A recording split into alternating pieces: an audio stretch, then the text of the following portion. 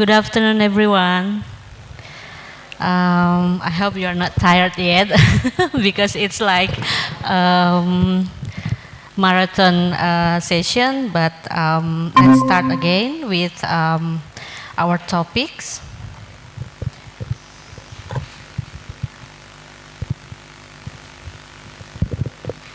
Okay, so yeah, this afternoon we are going to talk about the empowered teachers as the spearhead of the quality of education. Jadi hari ini kita akan diskusi tentang guru ya, guru yang berdaya adalah ujung tombak dari pendidikan begitu. Nah, sore ini saya akan dibersamai oleh Ibu Monica Irayati. Beliau adalah founder dari Radio Indonesia dan anggota National Accreditation Board, Badan Akreditasi Nasional. Dan mungkin satu lagi ada Pak Satriwan Salim, tapi beliau akan terhubung dengan Zoom ya, karena ada satu dan lain hal sehingga beliau tidak dapat hadir secara langsung di tempat ini begitu. Baik, saya mungkin akan mulai dari Bu Ira dulu ya. Ini menarik ya Bu Ira ketika kita berbicara tentang guru gitu. Kebetulan Bu Ira juga sedang mengerjakan satu riset ya, atau sudah? Sudah. Oke, sudah tentang guru. Boleh diceritakan dulu nggak sedikit Bu Ira?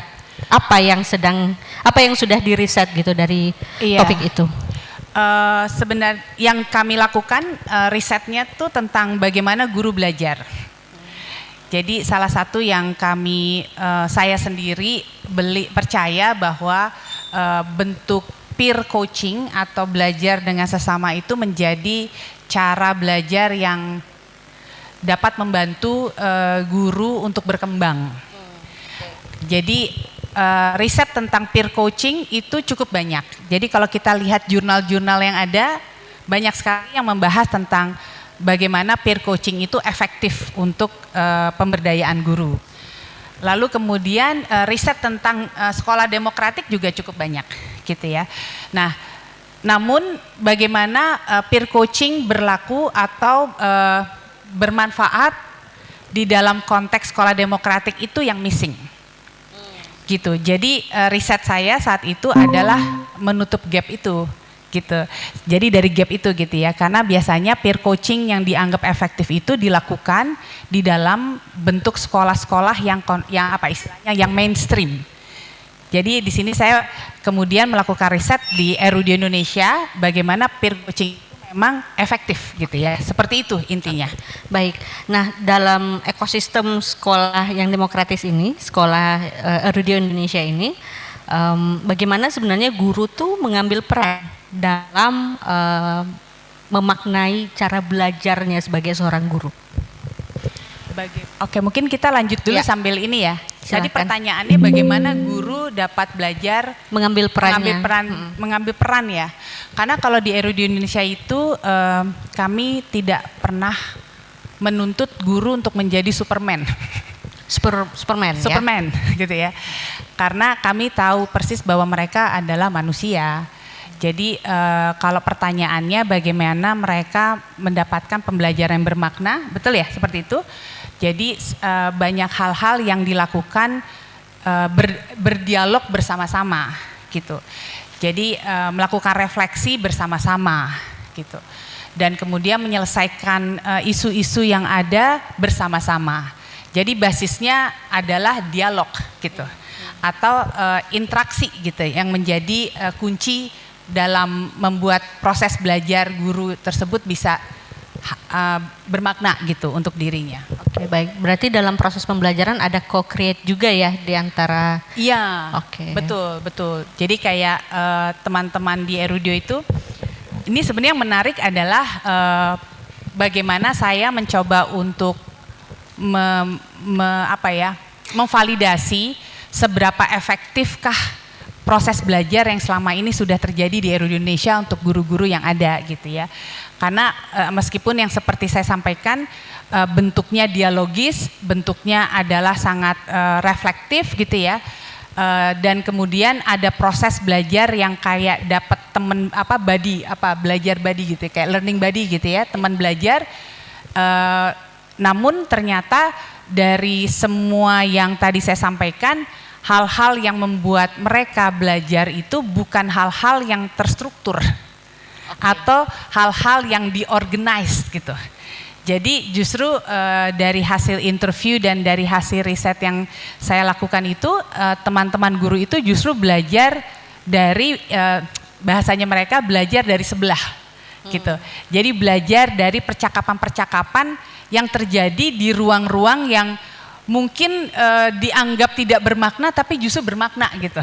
Seperti itu gitu. Oke, baik. Berarti ada sebenarnya ruang-ruang yang tidak dinotis oleh yang lain itu, tapi ternyata itu bisa menjadi ruang buat mereka ya. Ternyata iya Oke. gitu. Di situ juga saya juga kaget ya. Artinya ternyata cara belajar guru itu bukan dari workshop yang dibangun dengan diorganize dengan seksama, bukan dari pelatihan, bukan hanya dari pelatihan, justru dari ngobrol.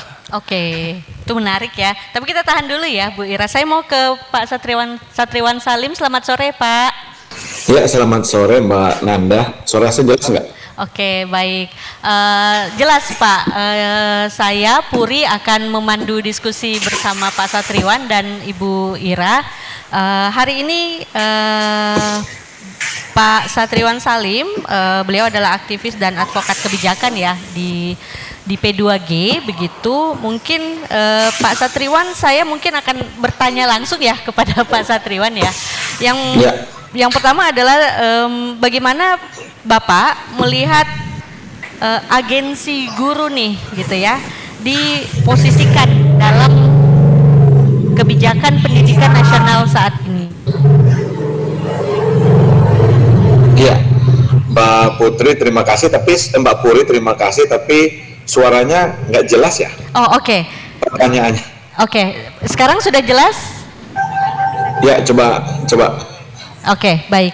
Jadi Pak Satriwan, bagaimana Pak Satriwan melihat agensi guru gitu ya diposisikan dalam kebijakan pendidikan nasional kita saat ini?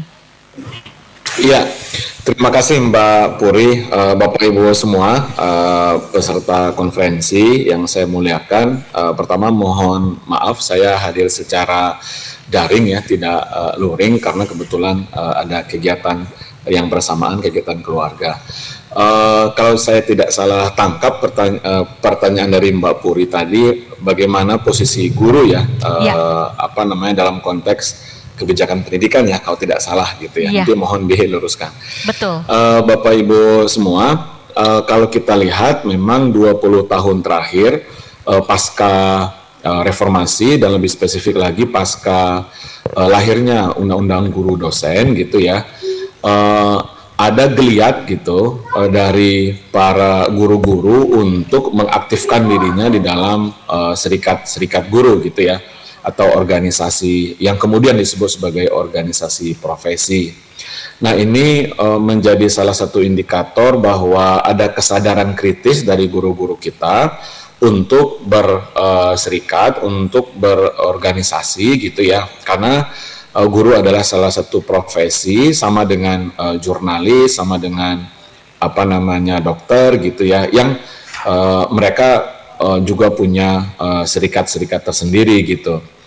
Nah, kemudian dalam perkembangannya memang pasca reformasi itu, pasca Undang-Undang Guru Dosen, banyak tumbuh organisasi-organisasi guru gitu ya, yang isinya sebenarnya kawan-kawan guru kita yang punya kesadaran kritis tadi ya gitu.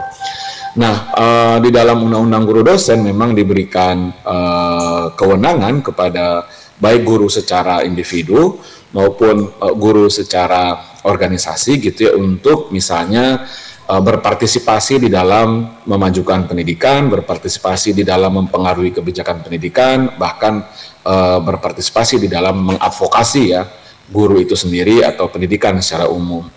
Nah, kami melihat ekosistem di teman-teman guru sendiri dalam hal terbentuknya berbagai organisasi itu makin besar ya, bahkan terakhir itu yang terdaftar di Kementerian Pendidikan Dasar Menengah atau yang sebelumnya Kemdikbud itu sekitar 74 organisasi yang mengklaim sebagai organisasi guru atau organisasi profesi guru.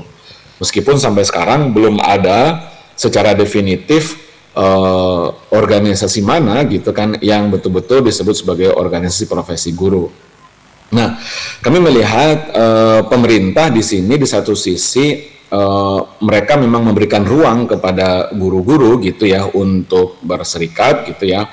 Tapi di sisi yang lain ini menandakan kelemahan juga gitu ketika isu-isu terkait dengan kesejahteraan guru, partisipasi guru di dalam mempengaruhi kebijakan pendidikan, kebijakan guru gitu ya. Itu makin makin mengecil gitu. Karena 74 organisasi yang lebih 74 lebih itu ya mereka punya bisa saya katakan mungkin ya punya warna tersendiri, punya style tersendiri gitu. Dan saya melihat gitu ya, saya melihat tidak semua juga punya darah advokasi misalnya gitu ya, tetapi lebih kepada kepanjang tanganan dari birokrasi gitu. Nah, alih-alih untuk mempengaruhi pemerintah, ya kan, alih-alih untuk memberikan advokasi misalnya terkait dengan hak-hak guru, kesejahteraan guru gitu, kemudian kompetensi guru dan seterusnya, yang terjadi justru guru-guru menjadi semacam quote unquote sales gitu ya dari kebijakan pemerintah itu sendiri gitu. Nah, itu yang kami lihat. Jadi di satu sisi ada ekosistem yang mulai terbangun, kesadaran berorganisasi. Di zaman Orde Baru hanya satu organisasi tunggal. Nah, pasca reformasi tidak lagi demikian, tetapi ini menjadi kelemahan juga gitu. Menjadi kelemahan juga ketika organisasi masing-masing ini tidak fokus ke misalnya satu isu saja bisa berbeda-beda pendapat tuh Mbak Puri gitu ya. Misalnya terkait RUU Sisdiknas gitu 2 tahun 3 tahun lalu. Kami P2G salah satu yang paling vokal rasanya bisa dicek secara digital jejak kami gitu ya, mengkritisi bahkan menolak RUU Sisdiknas pada waktu itu gitu. Dan saya tidak melihat organisasi profesi yang lain. PGRI bersuara juga. Nah, ini mungkin kabar baik juga ya. Waktu itu PGRI juga menolak. Setahu saya bisa dicek secara digital, tidak banyak dari 70-an sekian itu yang bersuara gitu untuk menolak pembungkaman guru misalnya atau pengebirian hak-hak guru di dalam RUU Sisdiknas pada waktu itu ya gitu. Sementara demikian Mbak Puri. Oke, baik, terima kasih Pak Satriwan. Jadi mungkin saya bisa sebutkan bahwa ada dikotomi sebenarnya ya. Di satu sisi ada proses yang lebih baik dari bertumbuhnya organisasi guru di Indonesia, namun di sisi lain ada tantangan bahwa organisasi guru ini juga sebenarnya ada yang berperan sebagai dalam tanda kutip yang tadi Pak Satriwan bilang itu sebagai sales ya dari kebijakan pemerintah begitu ya. Dan sisi kritisnya ini yang kemungkinan nanti kita akan diskusikan lebih lanjut ya Pak Satriwan. Saya mau ke Bu Ira dulu. Bu Ira, kalau misalnya nih sistem pendidikan kita ya saat ini gitu bisa menciptakan ruang bagi guru gitu untuk menjadi pemimpin pembelajaran tanpa kehilangan otonomi pedagogisnya, itu seperti apa? Otonomi ya, karena tadi menarik Mas Satriwan itu mengatakan dari konteks yang cukup makro ya, bagaimana hak-hak guru diperjuangkan dalam dalam bentuk-bentuk advokasi organisasi-organisasi gitu ya, yang ternyata banyak juga ya Mas Satriwan ya, 73 ya, tapi 74 ya, tapi balik lagi pada saat kita melihat guru as manusia gitu ya, kita tetap harus kemudian punya perspektif sistem itu akan insya Allah berubah gitu ya. Tapi kalaupun sistemnya tidak berubah, terus apa yang bisa dilakukan oleh guru gitu. Nah, jadi tadi pertanyaannya kan adalah di sistem yang belum tentu berubah, belum tentu ideal, terus guru harus gimana gitu. Dan bagaimana tadi ya otonomi tadi ya. Kalau untuk saya pribadi adalah nomor satu percaya sih. Kita harus percaya gitu bahwa guru itu sebenarnya punya kemampuan untuk bisa berkembang sebenarnya. Jadi kuncinya tuh adalah trust ya kali ya, percaya gitu ya. Karena seringkali di dalam bentuk-bentuk pelatihan guru yang ada, kita menganggap guru-guru itu kayak apa ya, kalau bahasanya kayak berangkat dari ruang hampa gitu. Sehingga proses-proses belajarnya pun top down gitu ya. Proses-proses belajarnya pun tidak kontekstual gitu ya. Proses-proses pelatihan yang dilakukan untuk guru tuh lebih banyak apa ya, karena memang apa? Iya, pukul rata tanpa melihat kebutuhan secara personalized gitu. Dan ini yang sebenarnya ya apa ya, jadi balik lagi gitu. Balik lagi apa yang bisa kita lakukan di dalam sistem yang tidak sempurna ini, tapi tetap kita bisa membantu gitu. Nah kalau pertanyaannya bagaimana tetap untuk menjaga otonomi tadi, ya kita perlu nomor satu membangun ruang belajar gitu ya, yang bisa apa ya, karena gini, kita aja percaya anak itu belajar basisnya kebutuhan gitu. Bagaimana kemudian guru bisa melakukan, mempraktikkan itu kalau bentuk belajarnya aja nggak berbasis kebutuhan mereka gitu. Gitu sih mungkin. Baik, berarti harus di awal tuh mungkin diawali dengan trust ya, bukan mungkin ya, tapi sebaiknya dimulai dari trustnya guru gitu. Baik, sebelum saya ke Pak Satriwan, lalu di radio gimana Bu Ira yang sudah dilakukan saat ini gitu ya, pelajaran paling penting nih dari yang dilakukan di Radio Indonesia adalah membangun gitu ya, tadi ya otonomi pedagogis, terus bagaimana membangun trust gitu ya dengan gurunya gitu, kira apa yang dilakukan? Iya, karena balik lagi ya, guru-guru di Radio Indonesia itu mungkin tidak mengalami proses belajar seperti yang diterapkannya di Radio. Gitu ya. Jadi proses belajar guru-guru di Erudio itu mungkin dari SD, SMP, SMA ya dengan cara yang apa istilahnya kita sebut apa, konvensional atau secara umum gitu. Sementara mereka ada di ruang belajar Erudio yang mana memberikan hak sepenuhnya gitu ya, tujuan belajar atau pembelajaran dibalikin ke anak gitu. Nah, sehingga yang dibutuhkan oleh guru-guru di Erudio itu merasakan proses itu gitu, merasakan the ownership of learning gitu. Nah, itu yang sebenarnya sedang diupayakan terus-menerus ya. Makanya riset yang saya lakukan itu ingin mengetahui bagaimana cara efektif teman-teman di Erudio itu bisa belajar. Teman-teman di sini adalah guru gitu ya, sehingga akhirnya kita co-create ya.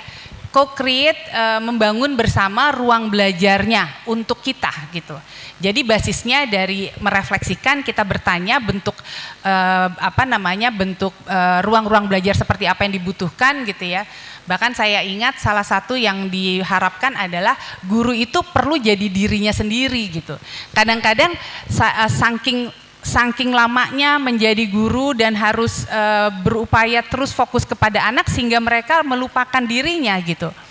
Sehingga bagaimana kemudian ada satu saat mereka bisa menjadi dirinya. Itu salah satu program yang dibangun bersama-sama dan diusulkan oleh guru gitu.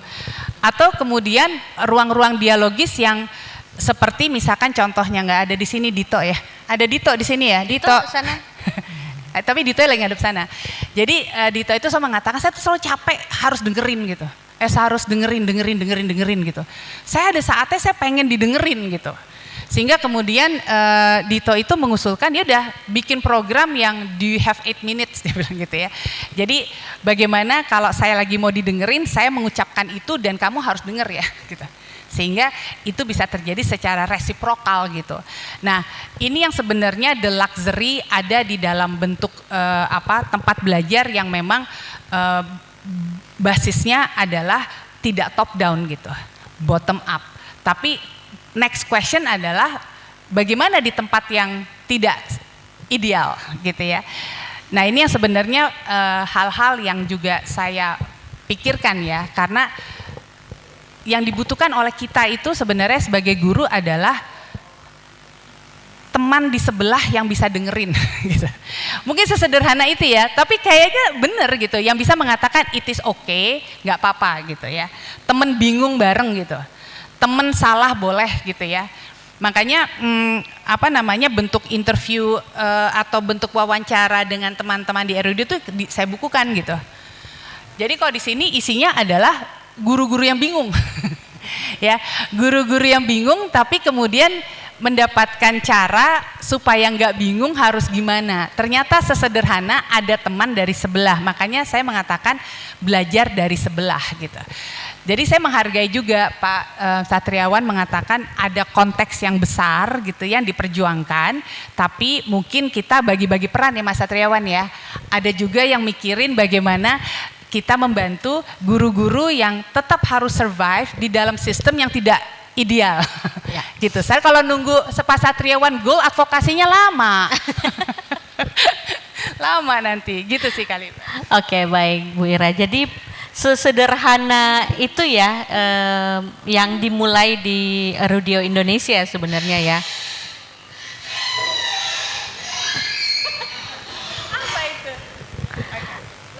Ups. Oke, mungkin masih ada suaranya. Ada. Ya. Oh, oke. Saya mau ke Pak Satriwan ini. Ya Pak. Jadi kalau di P2G sendiri advokasi apa atau apa yang sudah dilakukan di P2G untuk membantu guru-gurunya memberdayakan diri dalam belajar, Pak Satriwan? Ya, terima kasih Mbak Puri. Tadi saya setuju juga dengan Pak Ira ya terkait berbagi peran ya, karena kami 2023-2024 kemarin Mbak Ira itu melakukan survei ya, nasional untuk guru-guru se-Indonesia. Ya kebetulan hasil surveinya itu sudah kami paparkan juga di Komisi 10 dan di Kemdikbud gitu ya, atau Kemdikbud. Apa surveinya mengenai tentang beban kerja guru. Nah ternyata mayoritas guru kita itu dari 26 provinsi yang kami survei gitu ya, itu 78,5% guru-guru itu merasa beban digital pada waktu itu terjadi melalui platform Merdeka Belajar yang digagas oleh Nadiem Makarim gitu. Kemudian 83,4% guru itu mengaku platform Merdeka Belajar itu menambah beban administrasi guru. Nah jadi memang kalau kita berbicara tentang beban kerja, yang ini merupakan salah satu variabel di dalam implementasi kurikulum, ini menjadi momok tersendiri juga gitu ya, Mbak Ira. Kami mencatat itu ada 5 isu utama atau pilar utama di dalam berbicara tata kelola guru, di antaranya kan kompetensi. Nah yang tadi Mbak Ira katakan bagaimana mengenai guru belajar, bagaimana pelatihan guru itu didesain. Betul yang disampaikan Pak Ira tadi, selama ini lebih banyak itu top down. Nah, sehingga guru untuk melakukan membiasakan budaya belajar itu lebih kepada perintah gitu ya, lebih kepada instruksi kurikulum dari pusat ketimbang membangun komunitas-komunitas pembelajaran yang bottom up tadi Mbak Ira sebut gitu ya. Nah, kesadaran ini yang saya rasa itu harus kita dorongkan. Di era Nadiem sebenarnya niatan untuk bottom up itu ada gitu ya, dengan misalnya membuat kelompok-kelompok komunitas guru-guru gitu yang diharapkan mampu menjadi tim di dalam perubahan pembelajaran itu sendiri dengan istilah guru penggerak gitu ya. Orang-orang yang dianggap punya kemampuan untuk mempengaruhi ekosistem. Sayangnya kan kemudian ini menjadi lebih diskriminatif ya, lebih kepada kelompok-kelompok guru yang elitis gitu ya, karena menjadi syarat mutlak menjadi kepala sekolah. Nah kami di P2G lebih memberikan kesadaran kritis ini dulu gitu ya kepada teman-teman, tentu dengan banyak pelatihan. Kami paling sering misalnya memberikan pelatihan itu terkait bagaimana guru itu bisa dulu menulis, mau dulu membaca.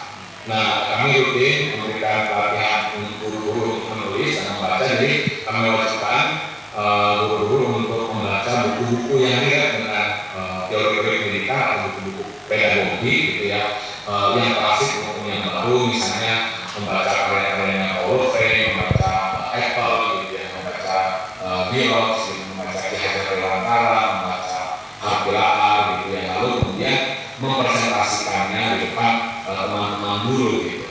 Nah, kami memberdayakannya lebih kepada itu. Jadi inisiatif organisasi, teman-teman membaca, kemudian mempresentasikan hasil baca-bacanya dengan tentu tema-tema buku pedagogi atau pedagogi gitu, secara umum gitu. Nah, ini saya pikir penting karena budaya membaca di teman-teman guru kita juga ini masih perlu ditingkatkan ya, gitu ya. Karena kan mohon izin sekali lagi, 5 isu tata kelola guru, berbicara pertama kompetensi, kan uji kompetensi guru kita Mbak Puri itu selalu rendah ya.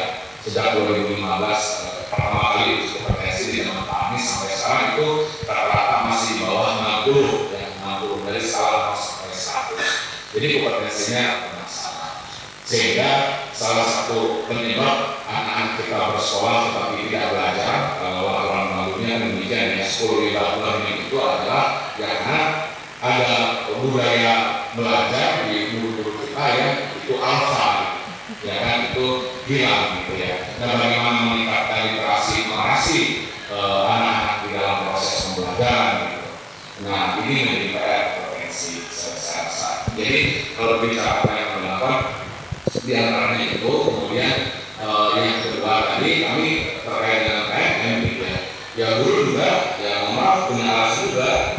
Ketika kami tanya berapa buku babon di luar buku paket pembelajaran kelas saya yang dibaca misalnya selama 1 bulan ini, ya rata-rata ini tidak ada gitu. Sangat jarang yang membaca 1 atau tapi rata-rata tidak membaca kecuali buku paket. Nah, ini kan sebenarnya menjadi tragedi kita gitu ya, bahwa budaya belajar guru kita tadi lebih kepada modal, tidak dibangun berdasarkan kesadaran secara kolektif, secara kultural, gitu, lebih pada prioritas struktural gitu. Nah, yang kedua tadi adalah inisiatif yang sifatnya bottom up, seperti ini yang harus diberikan ruang-ruang kepada guru gitu ya. Ketimbang ya Bapak Ibu tahu itu perubahan kurikulum kita memang sangat sering gitu ya, dan pelatihan di mana-mana itu relatif lebih banyak kepada pelatihan administrasi kurikulum. Nah, jadi alih-alih mengurangi beban guru misalnya di era mereka belajar kemarin gitu, kami mengkritisi, ya saya menulis di Kompas waktu itu guru-guru mereka belajar, saya tuliskan di Kompas. Intinya adalah di satu sisi ada semangat untuk memerdekakan guru dari administrasi, kemudian perubahan administrasi dan seterusnya. Tapi di sisi lain berbicara perubahan kurikulum, ya berbicara perubahan administrasi. Nah, itu yang terjadi di lapangan gitu. Sekarang demikian ada pendekatan pembelajaran mendalam atau yang disebut deep learning ya, dalam proses yang lain. Terus saat ini di kurikulum yang saat ini gitu. Ternyata ketika kami keliling-keliling di Jakarta, di daerah-daerah, teman-teman guru di lapangan juga merespon demikian. Kurikulumnya baru kemarin gitu ya, tapi yang sekarang ada pendekatan, oke, bukan perubahan kurikulum, bukan kurikulum baru, tapi pendekatan saja, salah satu pendekatan. Tapi pada ujung-ujungnya adalah administrasi kan. Nah, administrasi kurikulum, jadi pelatihan lebih ke sana. Itu yang kami temukan. Ya, baik. Termasuk yang saya dengar bagaimana di LMS-nya itu ya Pak ya, pelatihannya ya. Ya, termasuk yang saya dengar, ini bisa dikonfirmasi, termasuk yang saya dengar pelatihannya justru untuk bagaimana bisa menavigasi LMS untuk pembelajaran mendalam ya Pak ya? Oke, baik. Nah, Apa itu maksudnya? ada pelatihan untuk pembelajaran mendalam, tapi dalam pelatihannya itu di awal para guru diminta untuk menavigasi LMS untuk pembelajaran mendalamnya, begitu. Tapi itu ya urusan pemerintah lah ya. Cuman saya mau balik lagi ke Bu Ira. Terima kasih Pak Satriwan. Ini jadi refleksi yang sangat yang sangat dalam gitu ya. Tapi kalau di Erudio sendiri gimana, Bu Ira? Menavigasi apa ya, sistem kebijakan gitu-gitu yang misalnya kayak ada pembelajaran mendalam gitu. Terus di Erudio guru-gurunya bikin apa tuh dengan kebijakan-kebijakan yang seperti itu? Mengikuti, nggak ngapa-ngapain atau malah gimana? Kalau Erudio berangkatnya dari belief ya, bagaimana proses belajar itu terjadi gitu. Jadi untuk kami bergantinya rezim itu sebenarnya ya udah biasa aja gitu. Karena kami punya belief bahwa pendidikan itu hendaknya bicara kebermaknaan ya itulah belajar gitu. Jadi mau namanya merdeka belajar, mau namanya deep learning ya itu belajar gitu. Jadi kalau balik lagi itu brandingnya ya silahkan aja gitu ya. Tapi yang saya tadi mendengar Pak Satriawan bicara itu ya, di kepala saya orang itu akan belajar secara sungguh-sungguh kalau memang dia tahu tujuan dia untuk belajar itu apa gitu. Jangan-jangan guru yang dipaksa belajar karena sebenarnya dia harusnya nggak harus di situ gitu. Makanya di Erudio sendiri yang ditekankan adalah kebermaknaan itu dalam belajar itu basisnya karena memang dia butuh belajar itu gitu. Bukan karena kamu belajar deep learning atau kamu belajar apa itu nggak pernah ada di pikiran kami gitu. Jadi kebutuhan belajar guru basisnya karena memang guru membutuhkan itu gitu, membutuhkan itu dan kemudian dibantu untuk menemukan sebenarnya tujuan dia jadi guru tuh apa gitu. Karena kalau itunya nggak akan selesai masalahnya gitu. Mau dipakai di basisnya distrukturkan, bentuknya diperintah, ya proses belajarnya nggak akan terjadi secara sungguh-sungguh, nggak bermakna gitu. Dan itu kita kan believe bahwa belajar itu basisnya itu kan. Nah ya itu kita berlakukan ke guru juga lah gitu. Kalau memang ternyata memang setiap dari guru yang ada perlu dibantu untuk menemukan gitu sebenarnya purpose dari dia jadi dia sekarang tuh apa gitu.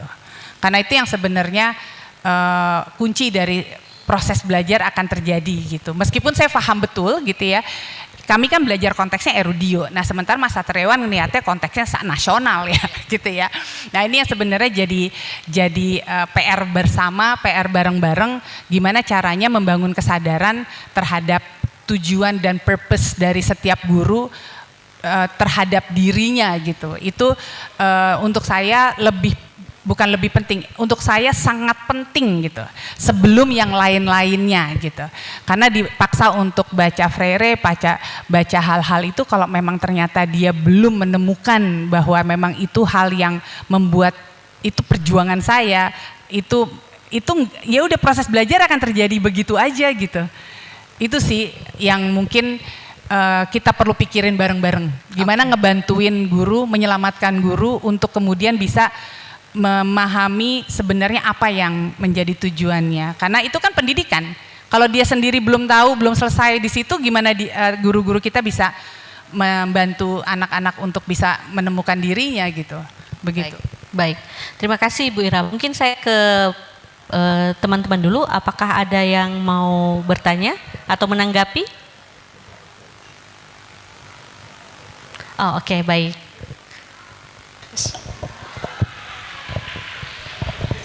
Terima kasih, selamat sore, assalamualaikum warahmatullahi wabarakatuh. Saya Meli dari Tasikmalaya. Saya hanya ingin menambahkan Bapak Ibu berdasarkan pengalaman saya. Jadi awalnya di tahun 2020 ketika COVID melanda, saya tinggal di sebuah desa di Tasikmalaya Selatan, membuat inisiatif kecil dengan membuka kelas belajar untuk membantu guru beradaptasi sama situasi saat itu. Singkat cerita, salah satu orang tua bertanya ke saya, apakah di tempat ini bisa mengeluarkan ijazah karena anak saya malah senang belajar sini gitu. Nah, saya malah khawatir kalau nanti ketika situasi normal, anak-anak nggak mau kembali ke sekolah. Maka yang saya lakukan adalah saya berkeliling ke sekolah-sekolah, menanyakan ke guru-guru masalah apa selama ini ketika melaksanakan proses belajar mengajar di sekolah. Singkat cerita, kami mulai membuka ataupun membuat pelatihan sesuai dengan kebutuhan guru, dan akhirnya sampai hari ini komunitas yang kami bangun itu adalah komunitas untuk guru itu sendiri. Nah, setelah saya membaca banyak hal ya, ternyata memang yang dibutuhkan guru itu adalah ruang untuk mereka saling membagi perasaannya, saling mengaktualisasikan dirinya. Mereka sebenarnya secara formalitas punya kelompok kerja guru, tapi ya balik lagi, kelompok kerja guru yang sudah ada itu didesain hanya untuk memenuhi ataupun menggugurkan kewajiban mereka sebagai guru. Sementara mereka butuh komunitas eksternal di mana mereka bisa menyampaikan unek-unek mereka sebagai manusia, entah itu sebagai istri, entah itu sebagai suami, tapi tidak menutup ataupun tidak ini tugas mereka sebagai guru untuk memikirkan, oke, setelah kita nyampein unek-unek, kita mau ngapain lagi ya? Kita balik lagi memikirkan apa yang bisa kita lakukan untuk meningkatkan kualitas pembelajaran kita di kelas. Nah, sampai hari ini kami terus berjalan, meskipun secara legal kami sebagai yayasan hanya untuk memudahkan klaim kredit sertifikat pelatihan yang diberikan, tapi pada prinsipnya adalah komunitas ini dibangun atas kepemilikan guru itu sendiri, sehingga seperti yang saya lakukan hari ini, saya hadir di sini membantu meluaskan jejaring agar guru-guru kami di kampung, di desa juga mendapatkan pengalaman belajar yang sama sebenarnya. Nah, balik lagi Bapak Ibu sekalian, kalau misalnya kita mau support guru, ya mohon maaf, jangan bikin sekolah tandingan aja gitu. Bagaimana guru-guru yang memang sudah ada, yang sudah didanai oleh pemerintah, yang sudah direkrut oleh pemerintah, kita bantu bareng-bareng untuk menemukan atau meredefinisi kenapa mereka memilih menjadi guru saat memutuskan itu. Jadi kadang kita tahu pilihan jurusan pendidikan itu tidak selalu datang dari nurani, bisa karena ego orang tua, bisa karena gengsi ataupun cita-cita yang ingin menjadi pegawai negeri dan segala macamnya. Tapi terserah awal mula itu apa, setidaknya kita saat ini, meski kita tidak berasal dari lulusan pendidikan sekalipun, kita membantu mereka untuk meredefinisi kenapa mereka memilih jalan pengabdian yang panjang dan sunyi itu. Demikian, terima kasih. Assalamualaikum warahmatullahi wabarakatuh. Waalaikumsalam. Terima kasih Mbak. Ini nyambung ya Bu Ira yang disampaikan. Aduh, saya lupa Mbak Meli ya, tentang bagaimana sih sebenarnya guru itu pengen ada satu wadah gitu ya, untuk didengarkan, curhat gitu ya, lalu kemudian kembali fokus untuk tugas-tugasnya gitu. Karena memang kalau kita melihat dari berbagai literatur itu kan ada 3 ya, know your children, tahu siapa anakmu, bagaimana kamu mengajar gitu ya, dan dengan cara apa kamu akan mengajarkan murid-murid kamu gitu. Tapi mereka lupa ada satu yang seharusnya di bagian depan, itu dia, mengenali siapa diri kita gitu ya sebagai guru ya. Dan sebenarnya tambahan dikit. Tadi kan bahwa pihak eksternal gitu ya, idealnya di dalam lah, ya kan. Nah, makanya sebenarnya gimana caranya di dalam ruangnya aman untuk guru bisa menjadi manusia, menjadi apa adanya gitu ya. Kalau di Erudio konteksnya adalah mereka mereka berharap ada satu hari saja mereka boleh memilih jadi dirinya sendiri gitu. Apapun itu konteksnya ya. Tapi menarik, balik lagi, sistem tidak ideal. Ya. Jadi di saat tidak ideal itu tetap kita perlu upayakan gimana caranya guru itu juga manusia gitu kan. Seperti itu. Baik, nah ini menarik ya Bu Ira, kalau kita melihat dalam konteks Bu Ira kan sebenarnya di tingkat grassroots ya gitu. Nah kalau dari Pak Satriwan sendiri gitu ya, apa sih reformasi struktural nih Pak Satriwan yang mendesak agar guru itu tidak hanya menjadi pelaksana kebijakan yang Bapak tadi bilang ya gitu ya. Atau sales gitu ya, tapi sebagai pengarah gitu ya, pengarah arah kebijakan kita, karena kan ujung tombak nih Pak guru-guru kita ini. Silakan Pak Satriwan. Boleh di mute. Iya, Mbak Poli tadi komunikasi maksudnya itu apa ya? Yang kalian mau bilang? Oh, bukan. Jadi apa reformasi struktural nih yang mendesak menurut Pak Satriwan gitu ya, agar guru tidak lagi hanya menjadi sales ya, tadi Pak Satriwan bilang ya, sales kebijakan, tapi pengarah gitu ya, arah kebijakannya gitu. Iya, memang ada prosedur soal, tapi saya coba mengatakan kalau nggak ada mau lulusan. Kalau berbicara apa yang bisa kita lakukan, misalnya kita tahu bagaimana arah kebijakan gitu ya, terkait dengan informasi pendidikan. Balik yang tadi, kami bicara ada 5 isu utama ya, atau 5 pilar tata kelola guru. Pertama kesejahteraan, kedua kompetensi, ketiga itu adalah rekrutmen, keempat distribusi, kelima penerimaan guru. Nah, kalau masuk untuk ekonomi kan realita guru kita ini ada yang sejahtera, ada yang jauh dari sejahtera. Iya. Ada undang-undangnya sama ya, Undang-Undang Guru Dosen nomor 14 tahun 2005. Pasal 14 ayat 1 mengatakan misalnya guru itu berhak mendapatkan penghasilan di atas kebutuhan minimum. Nah, realitanya Bapak Ibu sudah tahu gitu ya, dengan kondisi yang tidak ideal, tapi kita memaksakan harus dia karena berbicara orang dan negara itu punya uang, negara itu punya anggaran gitu. Kenapa? Itu guru-guru yang statusnya misalnya bukan PNS atau yang honorer gitu ya, itu upahnya masih di bawah 1 juta. Ya kan, jumlah guru itu 3,3 juta, 1,6 juta itu ASN, PNS dan P3K, sisanya adalah pegawai yayasan dan honorer. Yayasan juga mereka tidak semuanya punya upah yang sangat manusiawi gitu ya, seperti kawan-kawan guru gitu. Nah, jadi saya ingin mengatakan begini, tanpa bermaksud mengenai kepemilikan ya, karena faktanya memang kita berkelas-kelasan di perpustakaan negara demikian. Bagaimana guru-guru mau berdaya belajar misalnya, kalau guru-guru itu masih berkutat dengan isi perut, masih berkutat dengan kesejahteraannya, karena dibayar hanya 400.000 sebulan, itu pun dibayarnya rakyat. Oke, itu fakta. Di sisi lain, yang bagi saya agak ironi adalah teman-teman yang notabene sudah PNS atau sudah P3K atau yang mereka aparatur sipil negara itu ternyata juga tidak linear juga tingkat kesejahteraan itu dengan tingkat kompetensi. Nah, rasa-rasanya untuk yang kelompok pertama gitu ya, ini kita negara memang harus ideal gitu ya untuk mewujudkan pasal 14 tadi, ayat 1 Guru Dosen tadi itu.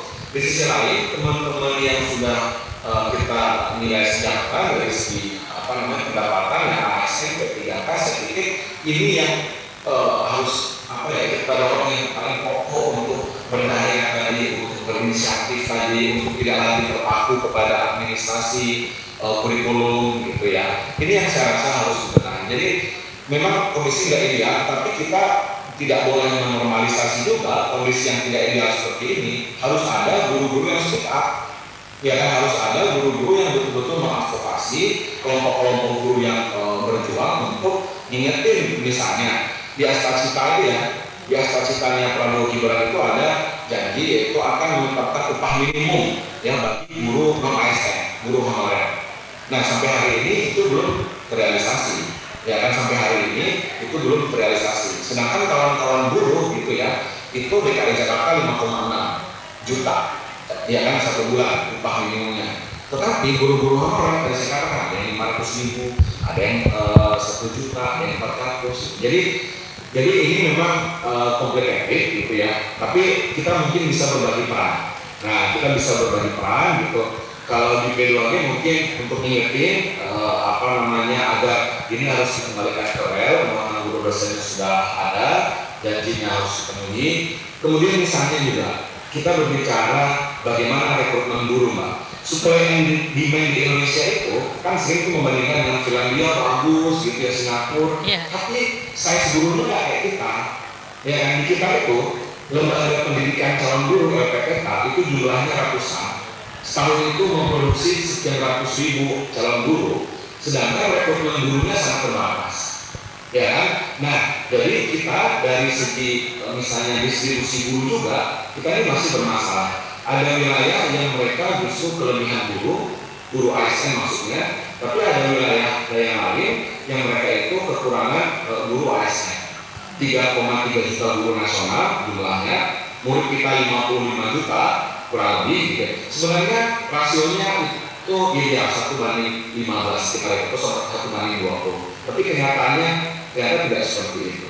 Nah, sayangnya negara sampai sekarang gitu ya tidak menggunakan peta jalan yang sudah kita buat. Jadi Indonesia itu 2024 kemarin sudah membuat peta jalan pendidikan Indonesia.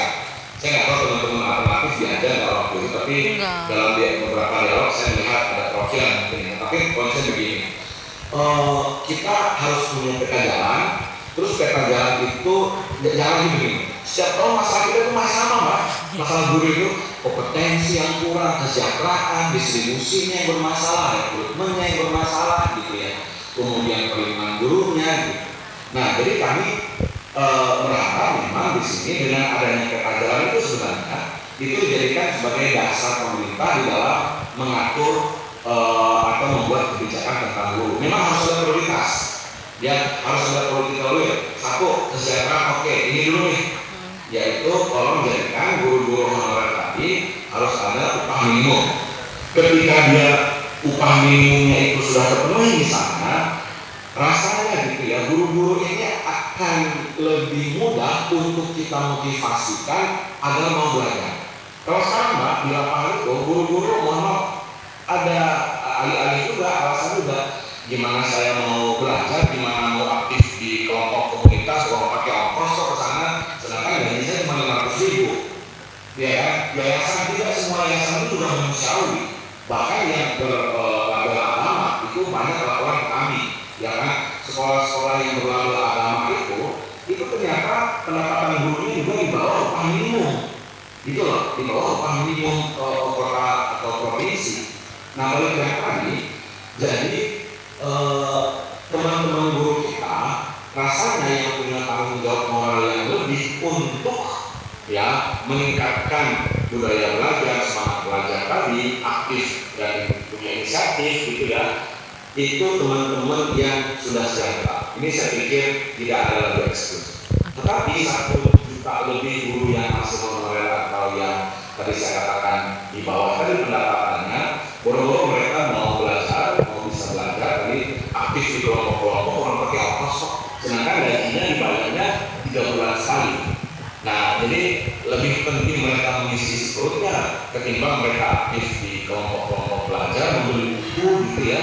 Buku anak aja nggak beli kan, apalagi untuk bukunya yang belajar. Nah, saya pikir di sini kita berbagi peran tadi dan kami meminta betul kepada pemerintah agar memenuhi janjinya minimal yang tadi itu upah minimum bagi guru-guru non ASN atau guru-guru honorer tadi, supaya teman-teman guru nggak ada lagi itu alasan. Kami kan belum siap Pak, gimana mau belajar, gimana mau baca buku, gimana mau aktif. Ya. Demikian Pak. Baik, terima kasih Pak Satriwan. Jadi memang pertama-tama kesejahteraan guru dulu ya yang diperhatikan gitu ya Pak Satriwan, baru kemudian kesejahteraan dan kompetensi. Ya. Oke, baik. Dan kompetensi guru yang linear juga gitu ya Pak Satriwan ya. Baik, terima kasih Pak Satriwan. Nah, tadi kan Pak Satriwan bagi-bagi peran nih. Kalau di Bu Ira kira-kira dengan bersama Erudio Indonesia peran apa Bu yang bisa dilakukan gitu ya untuk memberdayakan guru-guru gitu. Iya, yang ini juga salah satu PR yang saya coba pikirkan bersama-sama teman-teman guru di Erudio ya, karena mungkin skop saya tidak seperti P2G yang bisa reach out tingkat nasional ya, tapi mungkin bagaimana kami bisa memberi dampak, bagaimana proses belajar dari sebelah yang kami sampaikan itu bisa terjadi dimanapun, bahkan di sistem yang belum sempurna gitu. Nah mungkin itu PR atau cita-cita saya, cita-cita kami untuk menyebarluaskan praktik-praktik yang bisa dimulai dari diri sendiri gitu, tanpa menunggu sebuah sistem berubah untuk dirinya. Seperti itu sih. Berarti agensi guru betul, gitu ya betul. yang penting dilakukan. Oke, baik. Baik, Ibu Bapak mari kita akhiri sesi ini dengan aplaus untuk pembicara kita Pak Satriwan Salim dan Ibu Monika Irayati. Sampai bertemu esok hari. Ya. Saya Purnama Sari Pelupesi undur diri. Assalamualaikum warahmatullahi wabarakatuh. Selamat sore. Ya.